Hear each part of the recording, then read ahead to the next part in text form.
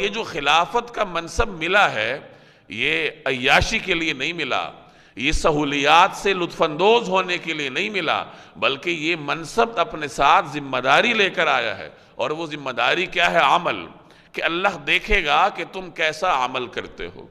تم اپنے ان پیشروؤں کے پیچھے چلتے ہو جنہیں اللہ نے ہلاک کر دیا تھا، یا اپنے ان اسلاف کے پیچھے چلتے ہو جو اللہ کے نیک بندے تھے، جن کے ذریعے سے تم تک دین پہنچا ہے۔ تو اس سے ضمنی طور پر ایک بات معلوم ہوئی کہ منصب اپنے ساتھ ذمہ داری لے کر آتا ہے۔ یہ جو ہمارے ہاں نعرے لگائے جاتے ہیں، فلاں کے حقوق، فلاں کے حقوق، فلاں کے حقوق، اسلام ذمہ داریوں کا قائل ہے کہ اگر کسی شخص کو اللہ نے کوئی منصب دیا ہے، ایک آدمی کو اللہ نے مرد بنا کر پیدا کیا، اسے اولاد نصیب کی ہے، تو اس کے اوپر ذمہ داریاں ہیں۔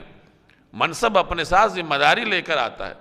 ایک خاتون کو اللہ نے ماں کا درجہ دیا ہے، اتنا بڑا منصب اس کو عطا کیا ہے کہ اس کے قدموں کے نیچے جنت ہے، تو یہ منصب اپنے ساتھ بے تحاشا ذمہ داریاں بھی لے کر آتا ہے۔ تو انسان کو جو بھی منصب ملتا ہے اس کے پیچھے ایک ذمہ داری ہوتی ہے۔ ایک آدمی کو کسی ادارے میں کوئی منصب تفویض کیا جاتا ہے تو یہ منصب اپنے ساتھ ذمہ داری لے کر آتا ہے۔